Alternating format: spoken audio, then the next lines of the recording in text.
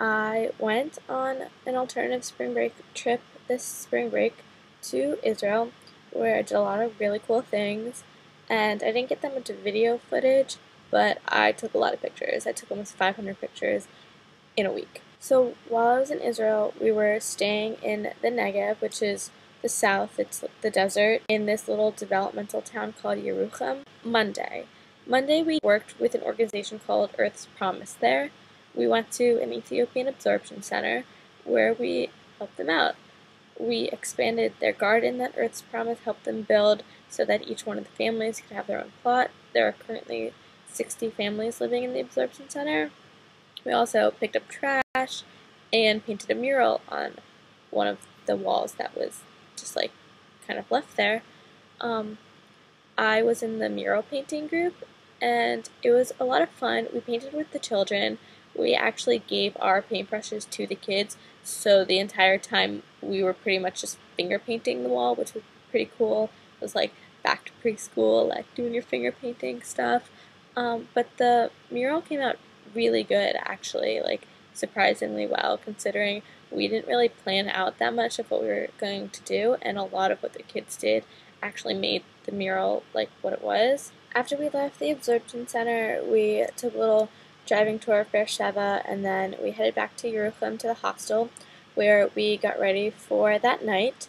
That night was the start of Purim, which is a Jewish holiday where you get to dress up in more costumes. So we all dressed up in our costumes. I was a cowgirl, and then we went to a local synagogue and we listened to the reading of the Megillah, which is the story of Purim.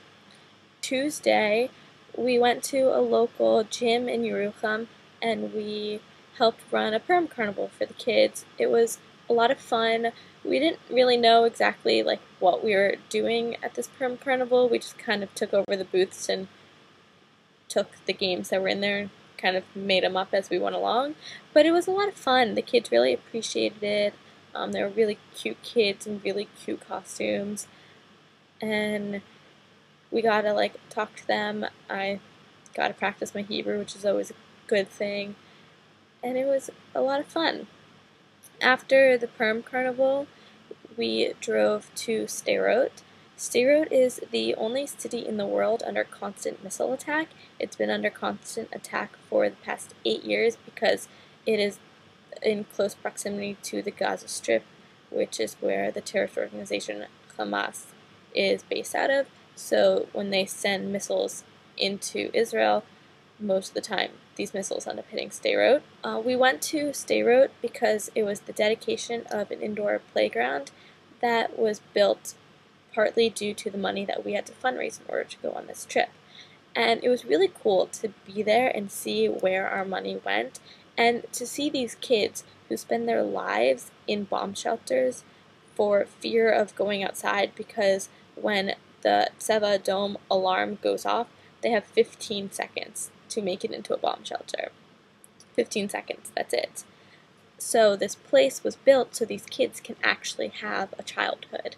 And we got to play with them and play ourselves and listen to some of their stories, and it was really interesting, and I'm really glad that I got to be there for this dedication. Wednesday we had a speaker from the organization that was sponsoring us just like tell us a little bit about what they do, and then we went to Dimona, which is another developmental town in the Negev, and we went to a soup kitchen there and we helped them prepare their food for the day.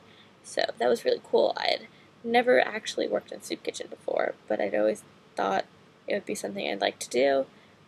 We didn't actually serve the food, we just peeled a lot of potatoes and cleaned the floor and set the tables, and it was a nice thing to do. After the soup kitchen, we went to a KKL forest. KKL is like the Israeli counterpart of the organization that sponsored our trip. This wasn't really a forest, it was more like dead shrubbery in the middle of the desert, but they call it a forest. So we went and we cleaned up trash and helped make this actually like a nice place. After the forest, we went back to our hostel and we had a speaker from the Bedouin community. He was really interesting to listen to. it was nice to hear from a different perspective of Israeli life. Thursday, we left Yerucham. We drove north to an area between Tel Aviv and Jerusalem where we worked with this organization called Table to Table, and we picked turnips with them. And what they do with these vegetables that they pick is that they give them to poor families who can't always afford fresh vegetables and fresh fruit, and they sell them to them for cheaper, and they have a lot of farmers that they work with, and whatever crops the farmers don't farm for their own profit, Table to Table will go in and pick those fruits and vegetables. This field that we went to was bought by some guy, and he planted just for Table to Table, so no one profits off of this stuff. And it was a lot of fun picking turnips, actually more fun than we ever expected. I actually had no clue what a turnip looked like. I've never eaten turnips before, but they kind of look a little bit like radishes. We found a huge one. It was like as big as my face, and then there were some like tiny little ones that were cute. It was a lot of fun picking turnips. I don't know if you have a turnip farm near you, go pick some turnip. After our turnip picking experience, we went into the Old City, and we went on a walking tour of the Old City, saw everything there's to see in the Old City. Then we went down to the Kotel, the Western Wall or Wailing Wall, whatever name you want to call it. And I always love going to the Kotel. I mean, I'm not a religious person per se, but going to the Kotel is like really spiritual event and something that I enjoy doing when I get the opportunity. Friday, we drove to Ein Kerem, which is a suburb of Jerusalem. What we were doing in Ein Kerem is we were helping like re-beautify it. A lot of the landscape has been neglected over the years, and people just use it as trash dumps. So we were cleaning up and helping make the landscape what it used to be.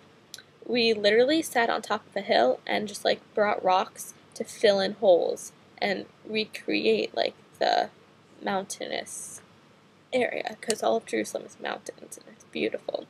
So what we did is with like smaller rocks, we just like took them and like threw them into this ditch, and then with medium-sized rocks, because they're too heavy to like carry all the way down the hill, what we did is we set up an assembly line and started with one person at the top would pick up a rock and pass it, and we just passed the rock down the assembly line, so that way one person isn't supporting the weight of the rock the entire way. You're just kind of like passing it from person to person. And it was really fun to be in that assembly line, and also really fun just to watch it.